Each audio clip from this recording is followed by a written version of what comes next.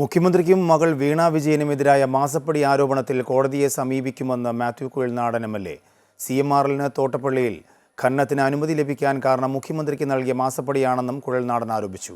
90 ദിവസത്തേക്ക് നൽകിയ കരാർ വീണ്ടും പുതുക്കി നൽകുന്നത് മാസപ്പടിയുടെ അടിസ്ഥാനത്തിലാണെന്നും അദ്ദേഹം വ്യക്തമാക്കി. മുഖ്യമന്ത്രിക്കും മകൾ വീണ വിജയനുമെതിരായ മാസപ്പടി ആരോപണത്തിൽ തുടർ നടപടികളിലേക്ക് കടക്കുകയാണ് മാത്യു കുഴൽനാടൻ എം.എൽ.എ. പരാതി വിജിലൻസ് പരിഗണിക്കാത്ത പശ്ചാത്തലത്തിലാണ് കുഴൽനാടൻ കോടതിയെ സമീപിക്കുന്നത്. സർക്കാർ സംരക്ഷണം കൊണ്ടാണ് തോട്ടപ്പള്ളിയിൽ ഇപ്പോഴും ഖനനം നടക്കുന്നത്. ഇത് മുഖ്യമന്ത്രിക്ക് പണം നൽകിയത് കൊണ്ടാണെന്നും കുഴൽനാടൻ ആരോപിക്കുന്നു.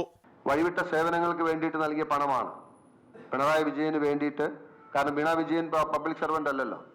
വീണ വിജയന് വേണ്ടി for and on behalf of chief minister വാങ്ങിയ പണമാണ്. അതുകൊണ്ടാണ് അവരും വരുന്നത്. ബട്ട് CM ഹാസ് ടേക്കൻ അതിന്റെ തൊണ്ട്. പക്ഷേ നമുക്ക് അതോറിറ്റേറ്റീവായിട്ട് പ്രൂവ് ചെയ്യാൻ കഴിയുന്ന പേയ്മെന്റ് CMന്റെ മകളുടെ ആണുള്ളത്. Because she received through banking channels and they said no service has been done. 2018 മന്ത്രിസഭ കരിമണൽ നീക്കം ചെയ്യാൻ അനുമതി നൽകി. 2019 ഉത്തരവിറങ്ങി. തുടർന്ന് 2019 ഒക്ടോബർ 11 KMML IRE എന്നിവരുമായി കരാർ ഒപ്പിട്ടു. എന്നാൽ 2020 6 മാസം പുറക്കാട് പഞ്ചായത്ത് സ്റ്റോപ്പ് മെമ്മോ നൽകി.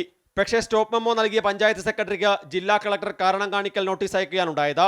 സ്പിൽവേയുടെ ഷട്ടറുകളുടെ പ്രവർത്തനത്തിനായി മണൽ നീക്കം ചെയ്യാനുള്ള പദ്ധതി തടസ്സപ്പെടാൻ അനുവദിക്കില്ലെന്ന് ജില്ലാ ഭരണകൂടം നിലപാടെടുത്തു.